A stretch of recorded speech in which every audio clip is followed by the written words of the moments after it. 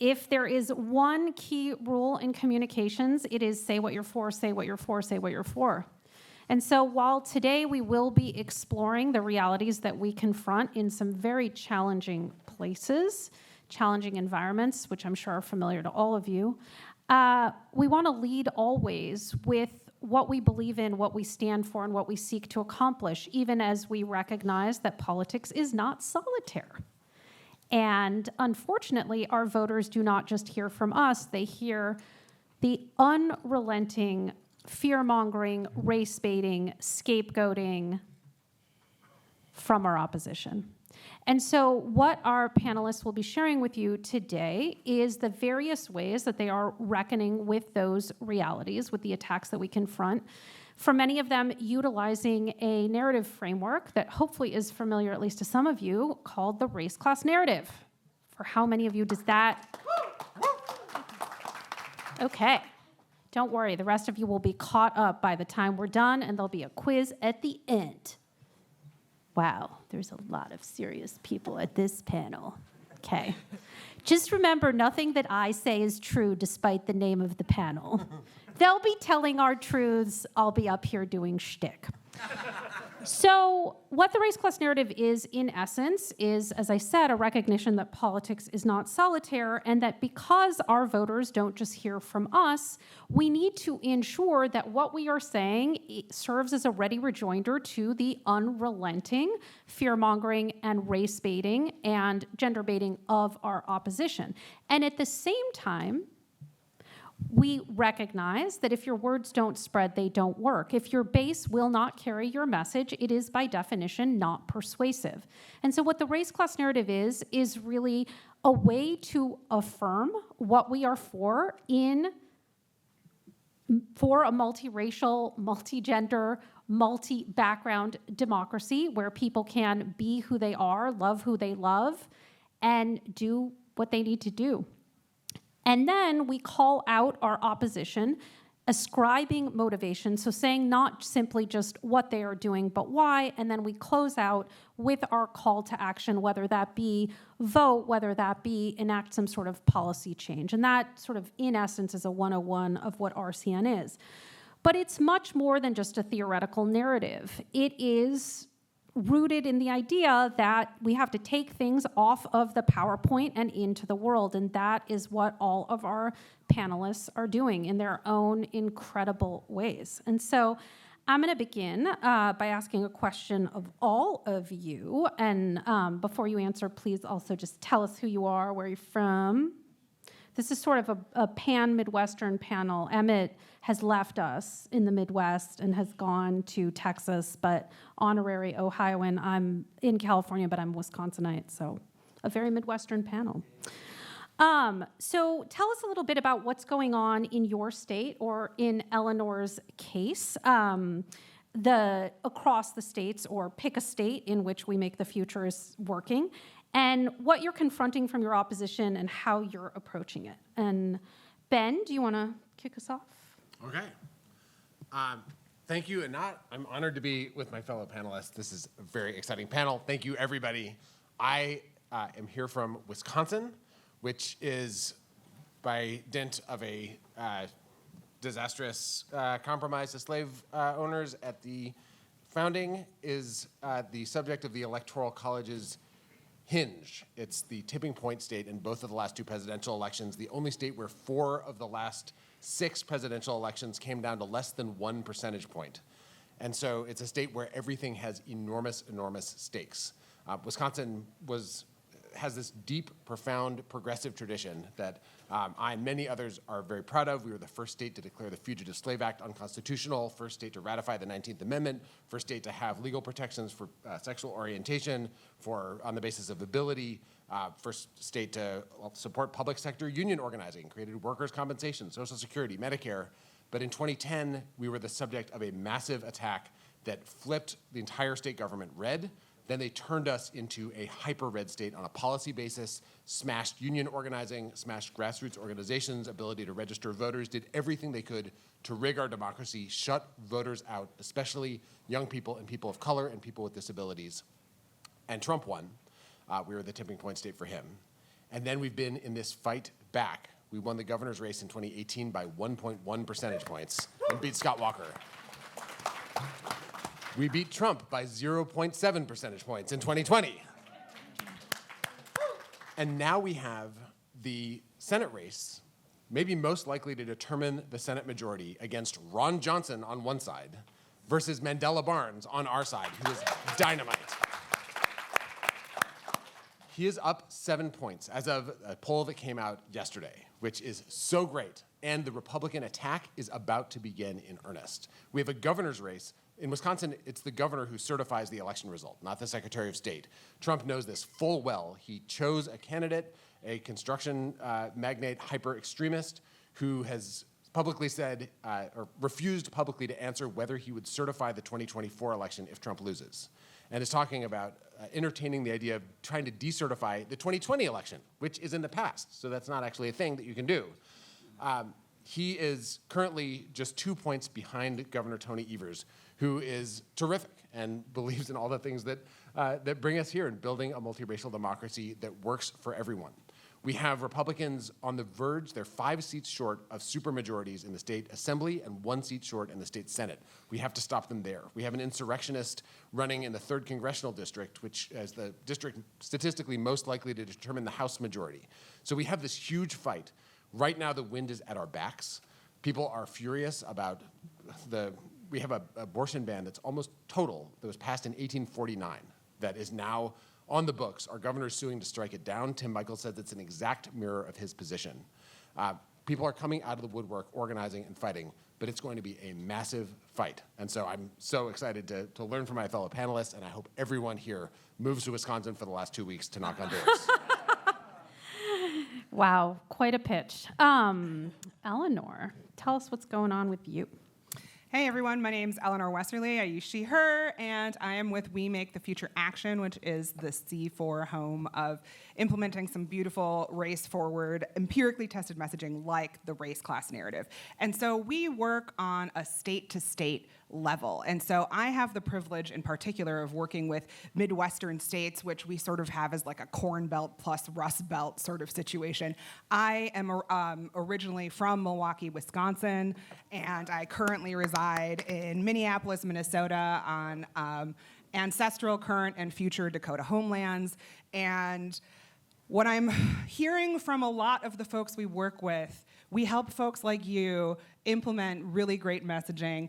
And so what I hear from folks that are talking to me is that it's not just the right-wing oppressive opposition narrative that we're coming up against, but it's the fact that many of our so-called progressive friends, progressive leaders, are actually sort of trying to be Republican light, right? Like are trying to win by being the least progressive possible, by crunching down to the opposition rhetoric. And so a lot of what folks have been telling me is that we are bearing on our shoulders the responsibilities of holding the visions and holding the values that the people in this country actually hold.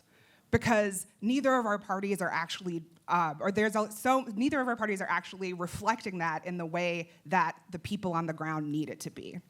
And so what a lot of our groups are working on are issues across the board, and I'll just throw out the anti-CRT fights. We have some really, really beautiful freedom to learn narratives and stories that folks have actually used in their campaigns, have used in their school board campaigns, have used in their campaigns to actually change things at particular schools. And so by pushing against all of what the opposition is throwing at us in this particular issue with a values-focused, vision-focused story that tells our truths, that tells the fact that every single one of our children should have the freedom to learn about the good and bad of our history so that we can actually build a better future. That's the kind of thing that we want to be telling, and that's what we're working on making happen. So thanks. Maki, do you want to go next? Hey everyone, my name is Mackie, and I am the Communications Narrative Director for the Ohio Organizing Collaborative. and I am in Cincinnati. So as we like to say in Ohio, Ohio is not a red state, it's a rigged state. And unfortunately, this past legislative session, we have had Ohio Republicans just ram through extremely gerrymandered and illegal maps, maps that have forced through anti-abortion bills that resulted in this 10-year-old girl, as you may have heard, who had to drive to Indiana to get an abortion after being raped. Bills that prevent our kids from learning an honest and accurate education, and also just bills that are not making any of our communities safe. And I think what we've been doing as the state's largest community organizing organization is to really just turn out the Black and brown vote, which has not been activated in Ohio, and its power really unleashed. And in order to really make Ohio the multiracial democracy and the multiracial state that we see it to be, then we need to unleash that vote. And that's what we've been doing, knocking on doors, calling our friends and family, and just encouraging them to get involved in the political process by demystifying it, and just providing public education about what these gerrymandered maps mean for our families and our communities, and making sure that everyone is able to understand the real life ramifications, and it's not just a bunch of bad maps. It's actually, this is life and death for Ohioans. Thank you. And our honorary, just somewhat Midwesterner, now decamped to Texas, Emmett. Thank you so much. My name is Emmett Schelling. My pronouns are he, him, his, and I am currently the executive director for the Transgender Education Network of Texas, or TENT. Probably took a whole minute just saying the name, but so in terms of what's happening on the ground in Texas, I just all of this plus where I'm gonna fill in. Unfortunately, Texas, I think we've made the news since 2015 now for our leadership's just infamous love of legislating bathrooms and locker rooms and transgender people out of existence. And unfortunately, this last session, what we saw was, Texas went full Texas last year. Not just with our regular session, but then 3 subsequent special sessions, which is, for folks who are not Texans, it is unusual. And in that, and a large reason why we went into 3 special sessions was literally to jam all of the things through. And that also included a ban on trans kids being able to participate in sports with their peers. The other big thing, obviously, is what happened after session. And that was the governor essentially having our AG, who I think has been under investigation for 7 years now, good, for fraud, essentially draft up an opinion that instructed DFPS, or Department of Family Safety. Protective Services. Protective Services, yeah. There we go, acronyms. To open investigations on families for child abuse who had transgender children, if they were suspected of having gender-affirming care.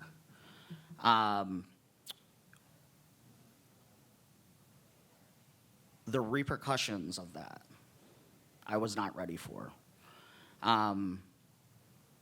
Talking to families, the first 4 weeks, there was one family a week that I talked to that their child committed suicide. in that there was a father who called me and said, my 9-year-old trans kid, she's had a fever. It's a low-grade fever, but she's had it for a few hours. And I'm worried because I know that can cause brain damage, even low grade, for young kids. It's spiked up now. What do I do? Do I go to the ER? Do I go to urgent care? Do I take care of my kid? And in that process, do I possibly tear my family apart? And that is the reality of what we're looking at Texas. With that said, because we've been in this reality for a while, Tent took a pretty extreme, I think, pivot and said, screw you all. And we said, when we're talking about how we want to organize and how we want people to understand who we are, because clearly there's a large misunderstanding, the two things about our organization is that we are BIPOC trans-led from board to staff. And we know in our culture the things that are important to us are joy. Why I came out as trans was to be honest, was to be able to experience my life exactly as I am, who I am, and have people get to know me just the same way.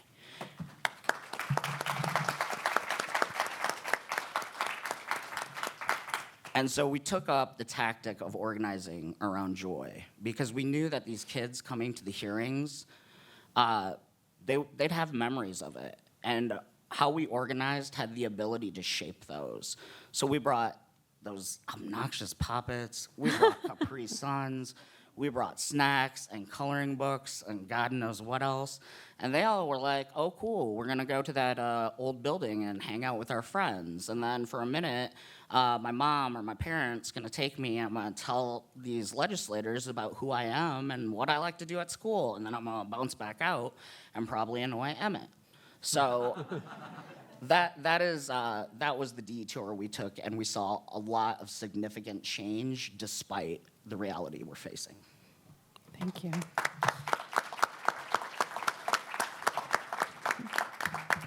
So to say that all of us, I'm going to go out on a limb and say it's not just the people on the panel, but maybe everybody in the room and listening. I was supposed to tell you that this is being recorded. Whoopsie. So all of you put your tops back on.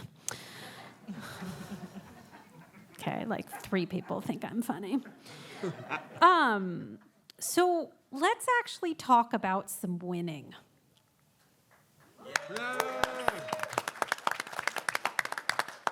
Mackie, I'm going to start with you.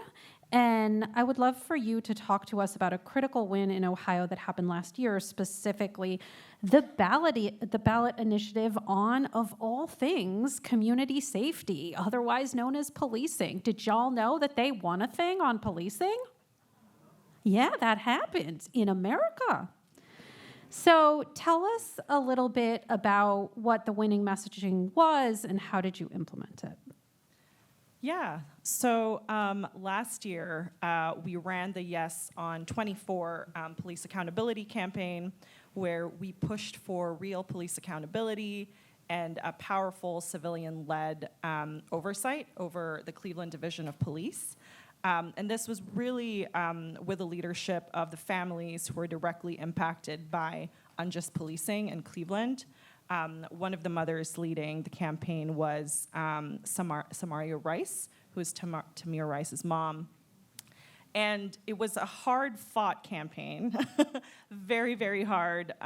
We were in the trenches, duking it out with the local police establishment, the FOP, and everyone just trying to discredit us and spread misinformation at every single step of the way. That being said, our message won. At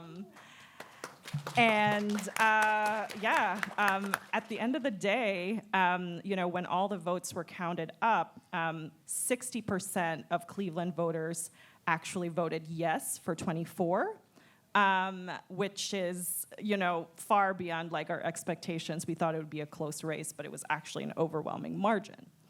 And the message was, no matter our race or where we come from, all of our kids in Cleveland deserve to be safe.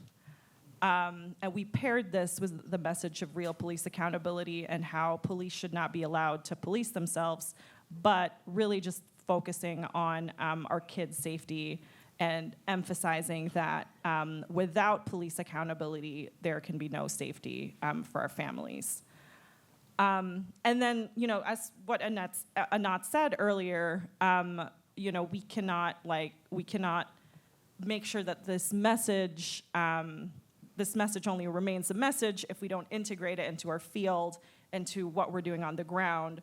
So when we were focusing on turning out Black and brown voters in Cleveland, we made sure to knock on doors, pass out literature with that message of community safety, family safety, keeping all of our kids safe, because they weren't necessarily reading the news or watching TV, so we had to go and talk to those people at the doors so that message could come alive. And at the end of the day, it was the predominantly Black area of Cleveland that turned out and voted yes for 24. And so we're really, really excited about that, especially in the aftermath of what happened with George Floyd. And it was a hard campaign, but we made it through. So very excited. Things happen in Ohio. Good things. Eleanor. So Eleanor is ably and mercifully stepping in for her colleague Tinslin, who couldn't be with us, in case you're wondering why Eleanor suddenly changed names from what was on the program. So you work at We Make the Future. We Make the Future Action. Pardon, Yes, yes. just Let's cover- all be legal Yes. and say C4 things. Being legal, perhaps not my strongest suit. Oh, whoops. I didn't just say that. I think you're going to ask me a question. Yeah, definitely. So tell us about how We Make the Future Action has been supporting implementation of effective messaging. Great. So we work by definition in a very participatory process. We're not the folks who do the research ourselves, but we work in partnership with amazing folks like Anat and other researchers that I know are at Netroots to make sure that what our partners are asking for is actually being researched. And so again, sort of case studying the CRT fight, the National Educators Association approached us and wanted to do some testing on okay, how can we get fully funded public schools that actually allow our kids to pursue their dreams. And this was before that sort of CRT storm happened, and right in the middle of kind of doing all of that research is when that fight really started up. And so we kind of had to switch gears to attend to that in the moment. And of course, our opposition doesn't believe in intersectionality as far as human beings are concerned, but they certainly do believe that in terms of the tactics that they use in their strategies, right? So they attack public schools because they want to make sure that the next generation is not actually as educated as they could be, is not actually able to pursue their dreams. They want to hobble the most effective progressive labor union in the country by hobbling the teachers union, right? And so they're really trying to do these multiple attacks, as they are with their stories. They started with race baiting, and then they continued into gender baiting and attacking transgender kids. And so we needed to create a story that, again, told the truth and stood up to that level of fear-mongering. And so we did a whole bunch of, Anat and Celinda Lake did a whole bunch of quantitative and qualitative research. We talked with folks on the ground. And what really came out, and the thing that I love about the race class narrative research is that the stories that come out are so natural, right? And so what came out is we need to start by telling the truth of our values, that every child, Black, white, or brown, native or newcomer, should be able to pursue their dreams. We tell the truth of the villains, that they are undermining our public schools so that they can put more money to their private school lobbyists. We tell the truth of the fact that we have come together before to actually win things and we can do it again. And then we tell the truth of the fact that when we come together and we demand that our legislators unrig the rules, that we can make sure that our children are actually able to pursue their dreams, no matter who they are, what genders they are, where they come from, what language they speak. And the way that we worked with NEA is that we did a whole bunch of training, we did a whole bunch of technical assistance to both at the national level as well as in those state locals, and actually really trained folks up to use this. And then they were able to train the folks in their communities to put this into practice. And so what this looked like in reality is that the Education Minnesota was able to train up folks that were running on progressive tickets on school board to use this messaging.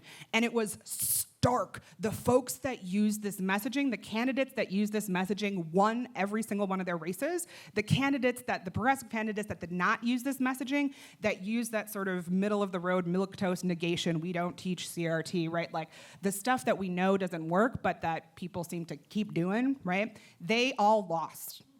And that was probably the starkest illustration of this. And there's tons of other states that have been mounting their own freedom to learn campaigns, again, whether it's through school board races, like Ben is going to talk about, or in actually trying to change practices in their own schools. People have been using this truth-telling to support their organizing and actually be able to organize for things that we are proactively trying to win and not just sort of stepping back and trying to defend. We want to be winning stuff and not just stopping bad stuff from happening. Yeah.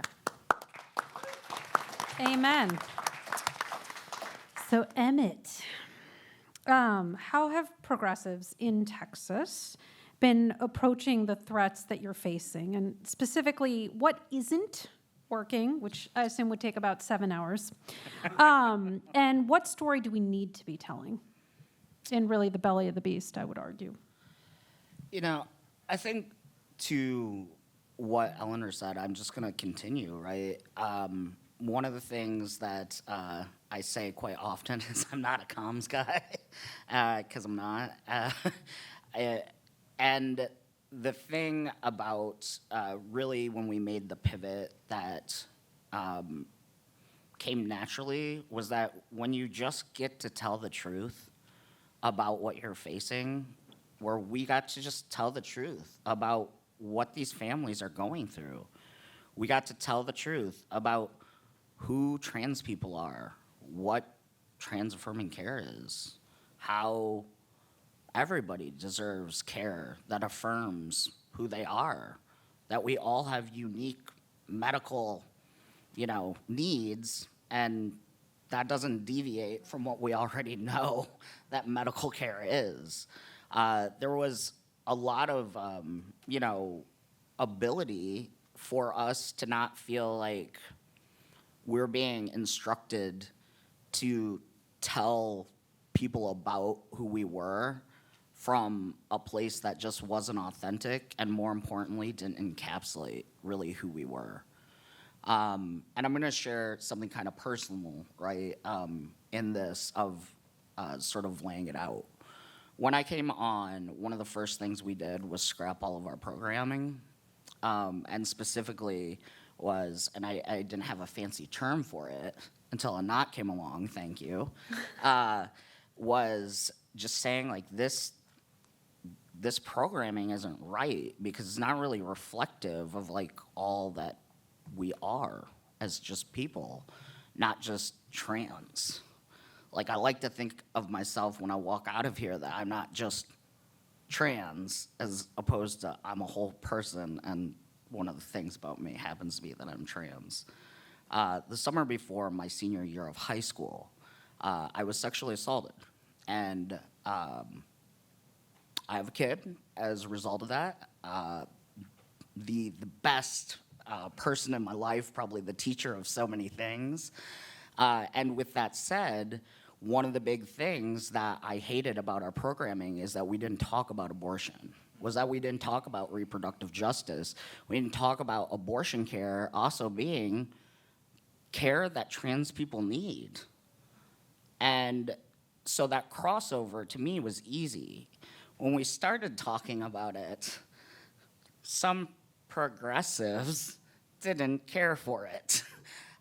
They were very upset. A lot of parents of trans kids came to tent and said, why would you put a bigger target on like trans people? Why would you do that? What's wrong with you? And very angry about it. And so for us was like, we hit something. Even in that anger, I was like, we're onto something because we hit a nerve, right? And so with that said, you know, we went deeper to really just, and all we did was take the messaging that we've always had as BIPOC trans people, because we've always understood that white trans people fare better in the world than us. Why? Not just because of whiteness, but because what does whiteness bring?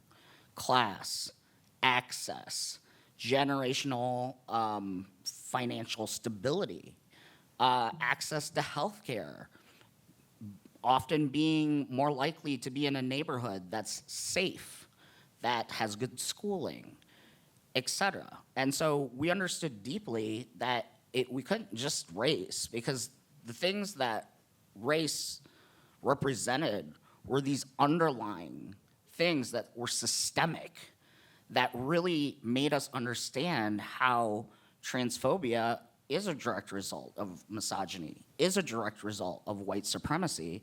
And until we really faced that and then understood what did that mean in an honest way, to reflect it back, to also reflect values that we know Texans have, and to say, hey, this is what we're saying, like join this is what we believe, right? And as we made that change, we've seen dramatic success. Thank you.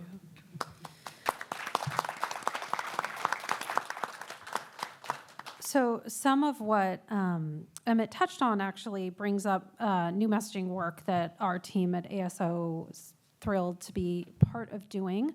And in particular, I want to shout out my colleague Anthony, who actually put this whole panel together. Oh, were you videotaping at that exact moment? Very nice. Good coordination. Sorry about that. Yeah. And also our another colleague, Jillian Marcellus, who's working with Transgender Law Center to actually do some testing against what I like to think of as the greatest hits of right-wing fear-mongering. So a message that combined together anti-CRT attack, anti-trans attack, scapegoating, you know, like I said, the greatest hits, all of it. And looking at what kind of messaging could serve as an antidote that would be a somewhat compact form to come back at all of this and not have to go on for, 3 hours. And what we found, you've sort of heard bits and pieces of this already, is really a message rooted in freedom. And what that sounds like, and I'm not reading it verbatim, so I'm off the cuffing it a bit, is in Ohio, in Texas, in Wisconsin, in America, name your place, we value our freedom. Our freedom to decide whether and when we grow our families. The freedom for our children to learn the truth of our past so they can create a better future. The freedom for those children to be themselves and not be shoved into boxes and told who they can be and how they can express themselves. But today, a handful of politicians, or if you're in C4 space, but today Trump Republicans, want to take away freedoms from all who do not look, live, and love like them. They hope that by shaming and blaming Black people, trans people, new immigrants, some constructed other, they can get us to look the other way while they pick our pockets and hand the wealth our work creates to the corporations that fund them. We know better, we choose us and each other, and we will protect our freedoms to thrive, whatever our color, background, or genders. So that, more or less, this freedom from boxes kind of a message. And indeed, to my delight, in an Eau Claire school board race in Wisconsin. It's quite a contentious election. In April, Fox News had decided to make Eau Claire the ground zero of their attacks on schooling. And what we saw was the school board president, who was the incumbent and happily won, saying whether the school board continues to be a vital source of building up our community, where students feel safe and welcome, or whether it's a place where students are put into separate boxes and not given the services and opportunities that every student deserves. People need to know these tactics are being used to try to make them afraid, to try to tear the fabric of our schools, and to try to drive votes and control through fear rather than through democracy. It's a perfect example of an elected official trying to hold on to his seat in that case, and both telling the truth and calling out the opposition, again, not just for what they were doing, but why, ascribing motivation. So Ben, speaking of Wisconsin, how are Democrats and candidates from the local to the state to the national races countering the rights fearmongering? Thank you, Anat. So Wisconsin Republicans have one playbook, and it's the playbook that we see across all our states across the country. It is to try to divide and distract and shame and blame and essentially racially polarize the electorate and try to polarize along lines of gender, any line of difference they can, and then consolidate a politics of resentment and fear to be able to win. And sometimes it works, and the consequences are disastrous. And what we saw in Wisconsin this spring, we had local elections all over the state. It's every 8 years, there's an election with no statewide candidate, just school board members, city council members, et cetera. And the right hatched a plan to use this as a moment to build a red wave in the state that they absolutely needed to win, to take over city councils who actually determine the budgets and the clerks who administer elections, to determine the school board that they could use as a springboard to try to attack our governor, who's the education governor. He's a former teacher himself, to use this playbook that they used in Virginia and all these other states in Wisconsin. Dark money organizations, right-wing billionaires who have never worked in local elections before started bankrolling TV ads, massive mail smear campaigns. Right-wing talk radio hosts started having whole slates of right-wing candidates on their shows. First they tried recalls, and then they tried a full-on attempt to, with slates of candidates, take over the machinery of local government in our state. And both at the Democratic Party of Wisconsin, in the NEA affiliate in Wisconsin, and unions with grassroots organizations, we decided to fight back and use this as a dress rehearsal for the fall election, which is going to be for all the marbles and the governor and Senate race and so much else. And we used this framework. So our communication in these races was about narrating, starting with a value, and then narrating what the other side is doing and why, and then calling on people to come together to reject it. It was in school board races. We all want schools to be places where every student can learn and thrive, no matter what we look like or where we come from.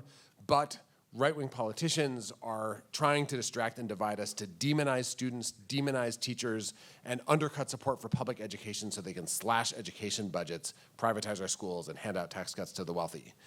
Now, in Wisconsin, they actually did all of that under Scott Walker. This is very real and very vivid. And the wounds from that run very deep. But here they were trying to do it again. And this time, instead of just by arguing, what they're doing is bad, we narrated why they're doing it and led with values. And in all these races, in the final weekend before the election, as the Republican Party was running floods of ads in all these different places, we were running digital ads. We were sending mail to people's mailboxes. We were supporting candidates with message training and message support, and with organizing, I should say, on doors all over the state. And when the election results started rolling in city after city where the right had tried to take over, places that had been pretty progressive school boards, they, in some cases, lost completely. Now, this could have been a red wave. What we saw was a classic Wisconsin election where it was almost a perfect tie. There were places where they did take over. In the Waukesha, it's a conservative city, but the Waukesha school board flipped to red, and Fox News ran a huge story about that, like it was the greatest thing ever that Republican voters in a Republican city chose Republicans. But in blue and in purple places, we won. We worked directly in 276 local races in the spring elections. We won 54% of those elections. And what we saw is candidates, some of them were people who'd spent $50 on their previous campaigns were hit by $10,000 smear campaigns for electorates of like 2,000 people. These are tiny districts, sometimes a few hundred people. And we saw candidates fight back, lead with their values, and be able to not only win, in some places expand their seats, and including in some red communities across our state. And for us, this was in April, when things were looking very grim. What we've seen coming out of that is this moment where people feel like, oh my God, we could actually win this fall. And we have, so far this year, had double the number of volunteer shifts completed than we did in 2018, which was the blue wave year.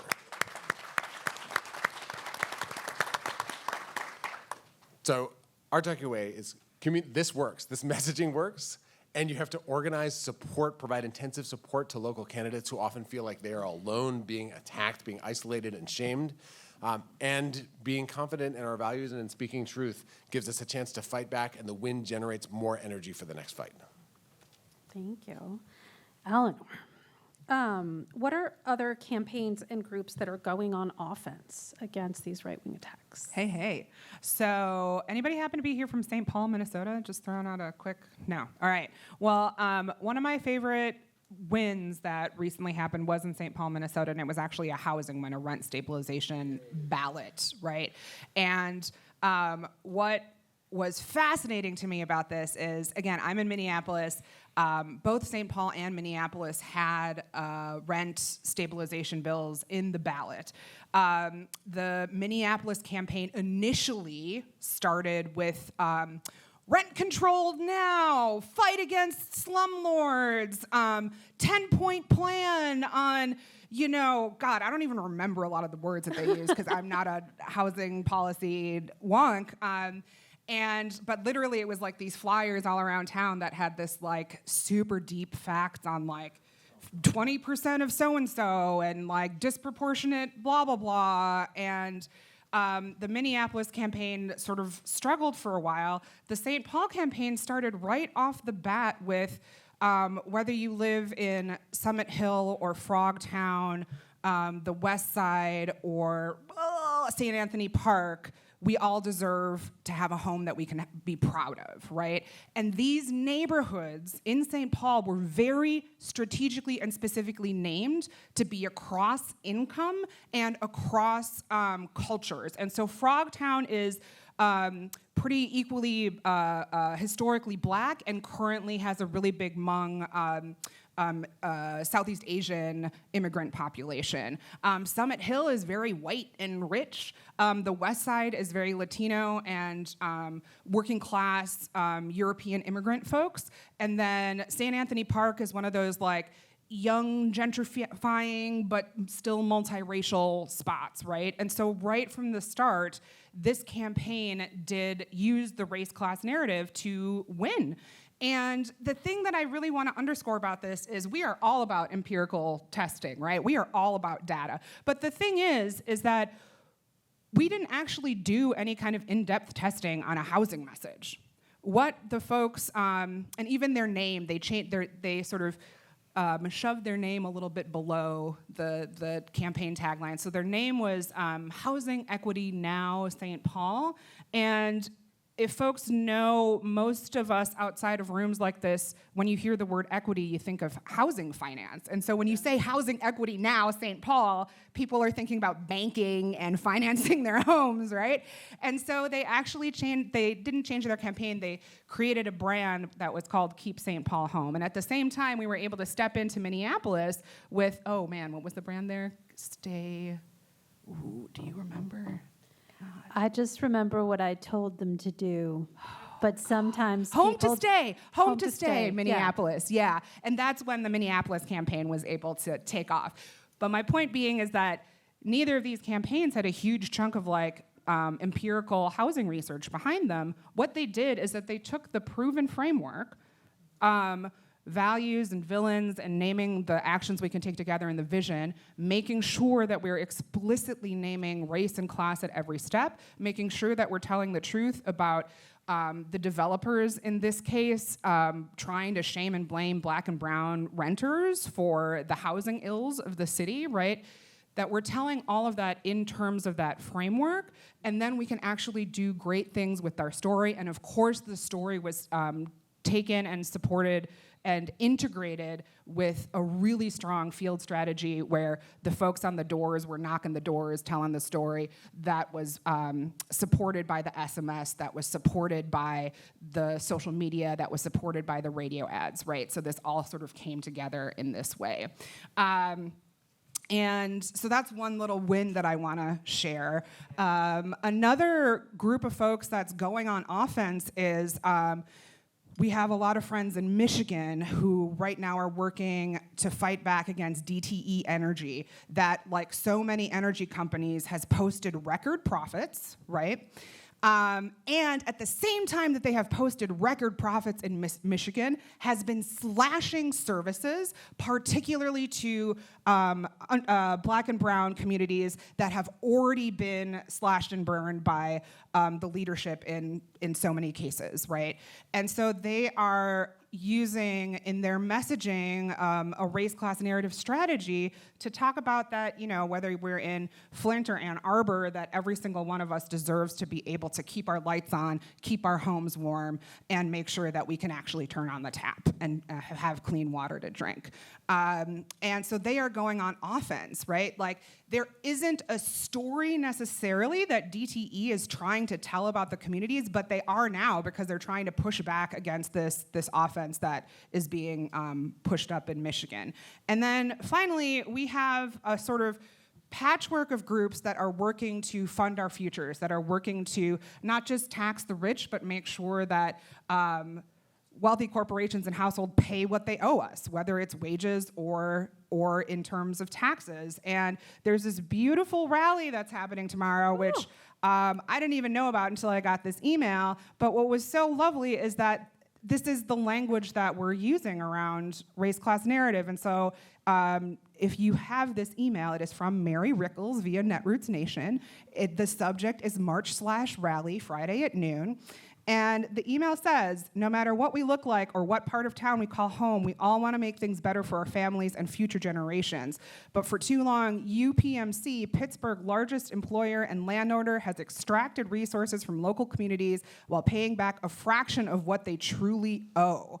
And so this is like one of the beautiful examples of using this sort of fund our future, which we have a big old toolkit about, to do some really proactive, can we actually get the money to support what we need for our families and our communities, while the right wing is using this racist fear-mongering to actually try to take that money from our pockets. Can we actually reclaim and make sure that we actually paid what we're oh my God, paid, that they pay us what they owe, that they pay our communities what they owe, so that we can have what we need.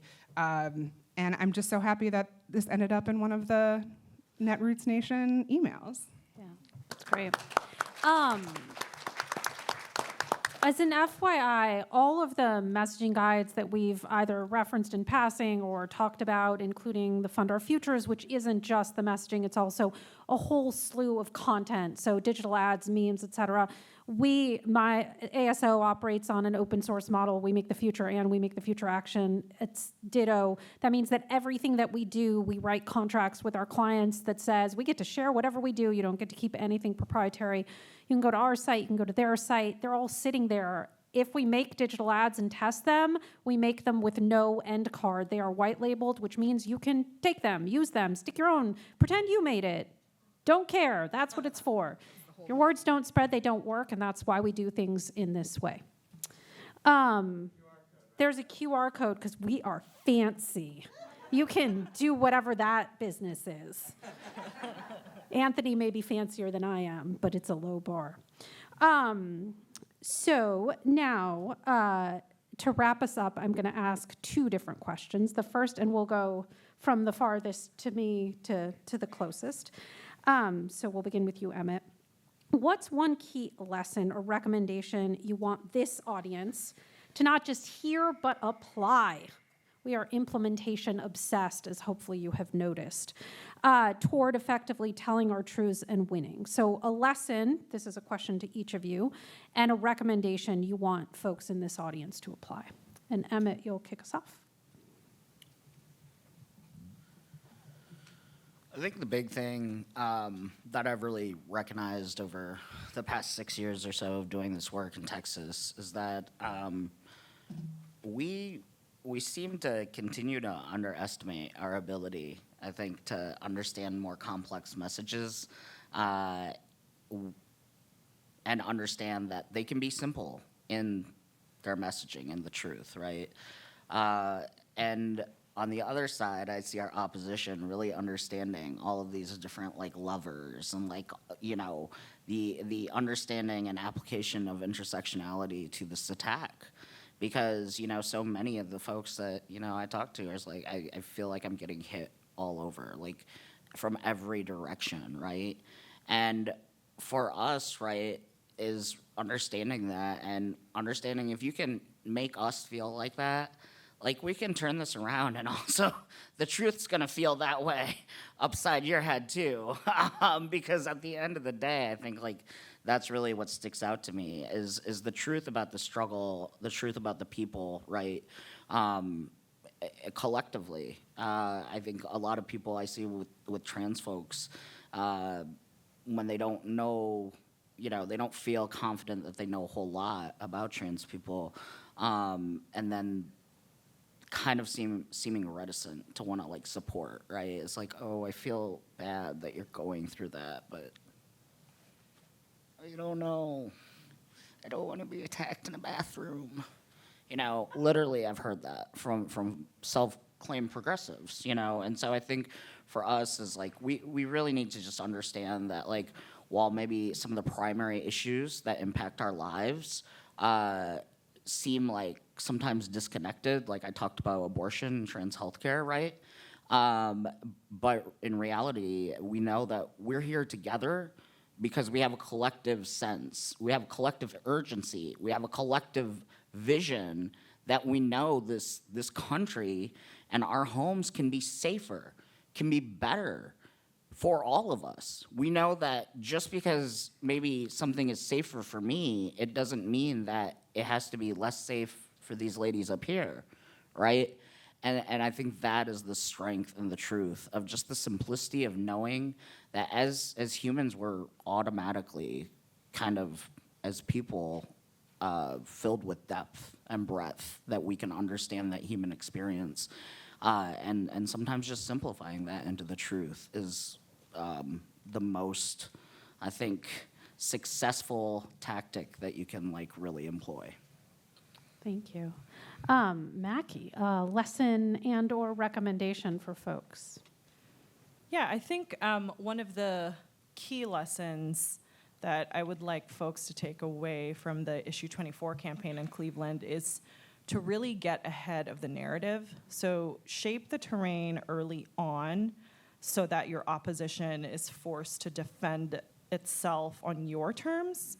And that's something that I've learned from Anat, you know, just through the race class narrative, and really using a values forward message in order to get ahead of the narrative.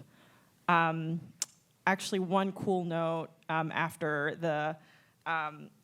our campaign wrapped up, Cleveland Scene, which is the local alt weekly, actually did an expose on these emails between the Cleveland police chief and the public safety director.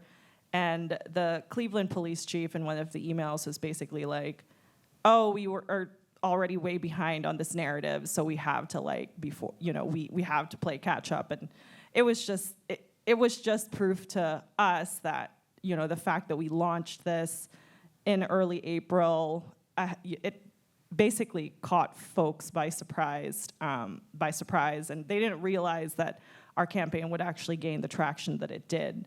But because we got there early, we got our value out early about keeping all of our kids safe. No one can argue with us. Yeah. just one thing I want to underscore about that, because all of these are hard issues, but I think the crime one in particular feels like it flummoxes a lot of us. We need to remember that people have underlying psychological desires, and their desire is for safety. Their desire is to know that they can get home safe, and that when their kid makes it back from school, the biggest stress that they've got is, I left my lunchbox or my backpack or my sweatshirt or all of the above, as some of our kids do on a routine basis.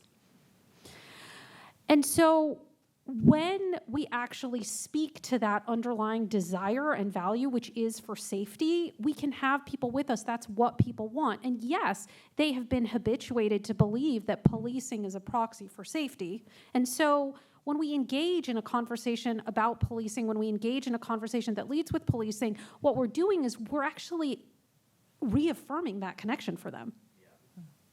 We're actually asking them to think more about police, when in fact, what we need them to think about is the fact that we know what keeps us safe. It's living in communities where we look out for our neighbors. We know what keeps us safe. It's where our families have what they need and can deal with any challenges that come up with robust social services. We know what keeps us safe. It's having the people sworn to serve and protect us act in our interest and treat us all as equals, right? So when we can speak about that, then we can bring people with us and we can meet that psychological desire, which, everyone to some degree has.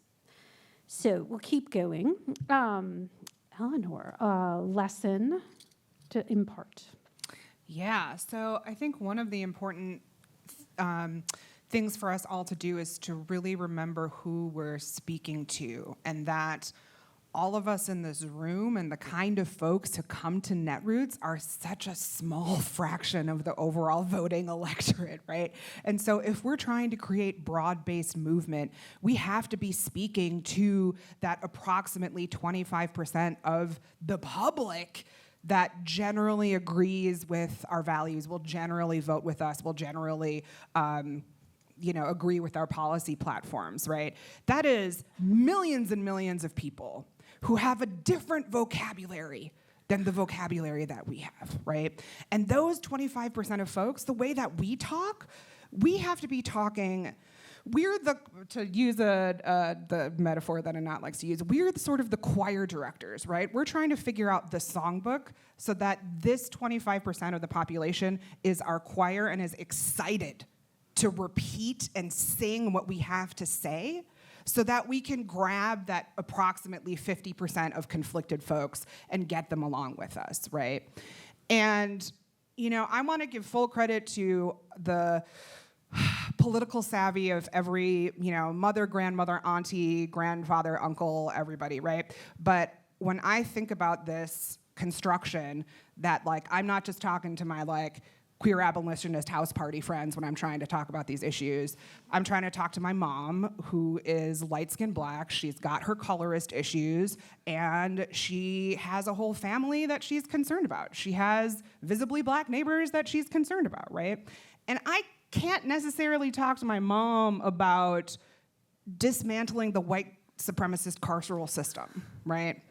But I can talk to my mom about making sure that her neighbor Roderick, who helps her mow her lawn, who checks on her after my dad passed, right? Make sure that our neighbor Roderick doesn't get harassed by the police. Make sure that our neighbor Roderick is able to make it home safe from the grocery store, right? Make sure that our neighbor Roderick is able to have the same kind of experience walking around downtown the way that I can have, and the way that, to some degree, depending on the day, my mom can have, right?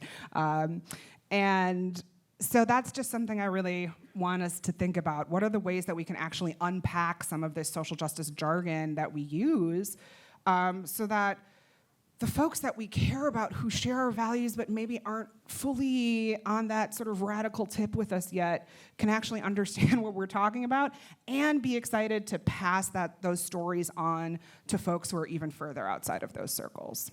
Thank you. Ben, lessons, recommendations. So I once went on a right-wing show, and I asked a friend who was a former Republican debate champion, who then became very much not the first part of that, for advice. And he said, what you want to do is draw the circle that includes you and your audience, around values, things that you all agree on, and then push the other side out of the circle. And I often think about that. I feel like that is literally what happens in the race class narrative script. You draw a circle, you start with a value that unites everyone that you think might be in your persuadable universe, everyone who's already with you. You're not pushing out part of your coalition, you're drawing a circle that includes your coalition and all the folks who you're trying to help realize that they're in your coalition, and then make very clear that the other side is not in that circle.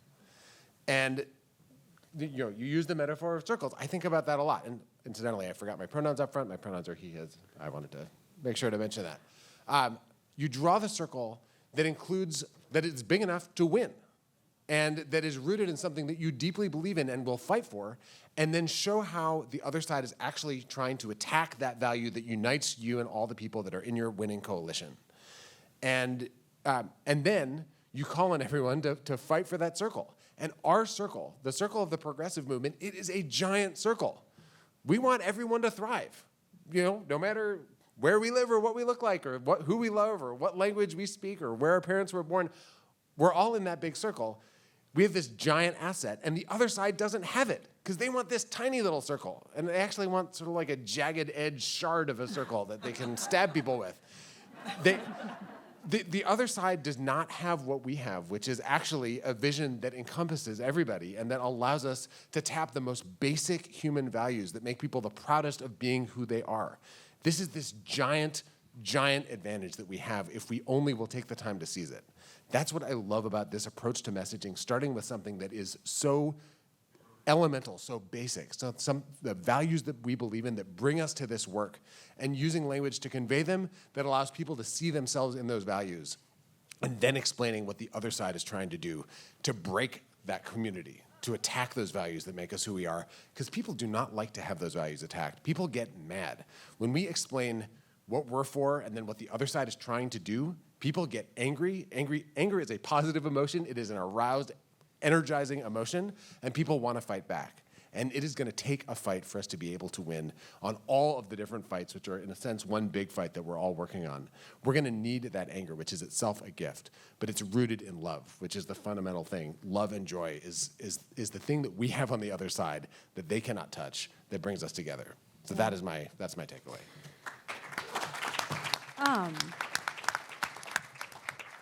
There's a reason why there's an ordering to the race class narrative, and that it begins not with, boy, have I got a problem for you. It's not just that is off-putting to most people who got 99 problems and are not interested in yours. Thank you, though. It's also because that is how we claim the moral high ground, and it is why when in the second sentence we introduce the villain statement, second, not first, we deliberately create this sort of jarring experience for the listener where we've named the higher order value, whether that's the golden rule, whether that's most of us who work for a living think we ought to earn a living, whether that's most of us value our freedom. And then when we introduce the villain, that creates cognitive dissonance that people want to resolve, rather than beginning with what the problem is and calling out how a specific group is harmed. What we're doing is both saying, here's this value, we all share it, and this specific group is being scapegoated in order to allow this deliberate harm to them, plus a fucking over of the rest of us, right? So we're going to close out by quickly sharing basically what's next for you, what are you going to do, and what do you need from this group? So what are you going to do, and what do you need from people? Ben will go back that direction. Well, we're going to win Wisconsin this November, is what we're going to do.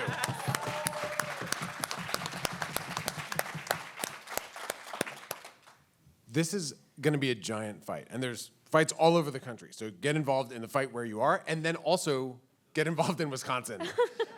We have distributed and virtual organizing, so we welcome folks to travel. You can organize, you can join the organizing wherever you are. You can donate. You can help recruit people to be involved. But we're going to have battles from the state legislature to the Senate to the governor and everything in between. And Republicans are going to unleash just absolute hell on our state. So we're going to have to actually communicate in a way that recognizes that people are hearing from the other side as well and be able to push back. So I want to enlist everyone in that. But the other thing I want to mention is that 6 months after this fall election, we have a state Supreme Court race that will determine the majority on the Wisconsin State Supreme Court. And you might remember in 2020, the right-wing state Supreme Court cracked down on voting rights before the spring election, before the fall election. It forced through the most extreme gerrymander decided by any court this century in Wisconsin just now. It is a malign, Republican, operative, controlled body. And we have a chance to change all of that with an election happening next April. So I know that everyone is here because you're in this fight for the long term, but what I want to ask folks to do is to tune into Wisconsin as well as the other fights you're working on this fall and also next year. Because if we can do all of that, we have a path to an actual multiracial democracy in Wisconsin that lifts everyone up instead of the Trumpian nightmare that they're trying to inflict. Thank you. Eleanor, what's next and what do you need from people? Next? Well, what I need from folks is to go to our website, which is wemakethefutureaction.us, and find the digital toolkits. And in those digital toolkits, we got memes, we got videos, we got text that you can copy paste into your Twitter feed and your Instagram feed and all of these things. And we want you to use these things. We have some of the specific ones that we've mentioned include Fund Our Futures, Freedom to Learn. We have the Freedom to Be Ourselves one that posted on there that Anat and Emmett worked on together. And so we want you to use those resources. We have quarterly workshops that are 2-hour foundations workshops just to get sort of a little bit more trained up in the race class narrative. Our next one is specifically for BIPOC folks, and it's coming up on September 21st. You can find that again on our website under workshops. And I also wanted to shout out the fact that Anthony and I are going to be doing a Fund Our Future Using the Race Class Narrative to Message on Revenue session tomorrow at 4:30. And I will have QR codes for our website at that point, so you don't even have to remember the fact that it ends in US. You can just use the little QR code then, and we would love to see you there. That's going to be, again, sort of a deep dive and a little bit of a training, and you'll get to see some of these videos that we have available for y'all to use open source. And I think that's really it. Like, get in touch, email us. Taxes are sexy. Yeah, taxes are sexy. Revenue are is very hot. sexy. And People want to talk about taxes. it's true. None of us are wearing pants under here to like help with revenue. I don't know. That's not true. I'm only speaking for myself. I have a dress on. Anyway, what were you talking about? Revenue. Way Also- to out inappropriate me. Congratulations. Yeah. Yeah, speaking of out and appropriating, again, like I mentioned, I work with Corn Belt, Rust Belt, Upper Midwest folks. I would love to get to know more of the work that y'all are doing and how we can support you. I do direct technical assistance. I would love for folks to send me some of your things so I can look at them and tear them apart, or give you really encouraging feedback, as the case may be. And you can do that again all through our website. We want to support you. We want to help you tell the stories that can help your campaigns really sing and win the things that we need to win for our communities and our families. Mackie, what's next and what do you need? So likewise, in Ohio, there's a huge state Supreme Court race that's coming up. We need to win 2 seats on the state Supreme Court for us to be able to hold the court. And we actually have 3 women who are running, 2 of which are women of color. And if we can win those 2 seats, then we can hold the court, protect our communities, protect our families, and protect our power. So the piece of advice that I would leave here is to vote locally, vote in your statewide races. It's not just about the federal races. It's also about the local and statewide races that really directly impact what happens in your communities and your schools, how your parks get funded, how your kids are able to get the education they deserve, and really just being active at all levels. And you can follow us at ohorganizing.org if you want to know what's happening in Ohio. Thank you. And Emmett, same question. What's next and what do you need? So I can't really go into detail about what's next, but what I will ask y'all to do is pay attention as our legislative session begins, and you'll see how the race class narrative is not just throughout our messaging, but it's really embedded deeply to the entire approach to the strategy that we're going to be taking. I think, a couple of things that folks can do is also to keep in mind, whenever I'm in groups and we're like, I'm from Texas and I'm the ED of the trans group, they're like, oh. And I'm like, yeah, but also to frame this, to remind y'all, we have been battling our state legislature with the supermajority in the Senate and just barely a House right now. And last session, Texas accounted for over half of the anti-LGBTQ bills filed in this entire country. And while I'm not going to say it was a good thing that, we had one bill get passed, I will say for the enormity of what we face, and every year since 2017, we've had the most anti-LGBTQ bills filed, and up until this last session, nothing had got passed. And so for y'all to also keep in mind that too, because I think it goes back to this fundamental truth, right? How do we frame things? And so how do we approach them, and how are we thinking about them? And so how folks can help, because, I'm an ED, so I'm gonna do an unabashed plug. Trans-led orgs get 4 cents to every $100 that comes into LGBTQ funding. 4 cents to every $100. And right now, there is no mistake. We are in a trans fight when it comes to LGBTQ issues. And so I really encourage folks that have the means and ability to, you're wanting to put your dollars towards fighting these attacks on trans kids across the country, is to keep in mind, TENS 1 of 4 trans-led policies, statewide orgs in this country. That, we need your help, we need your support to be able to also effectively battle this, because without trans people fighting against this, cis people will not win this fight. So that's what I ask. You can follow us on social media. Trans Texas makes it very easy for y'all. And thank you so much for bearing with me as I try to spit out words today. Thank you.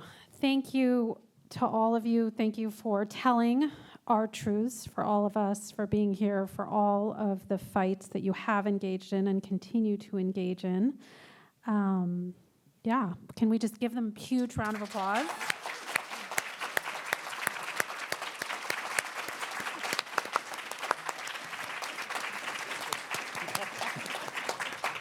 I did it. I ended on time. You did great. Thank you. Round of applause for Anat.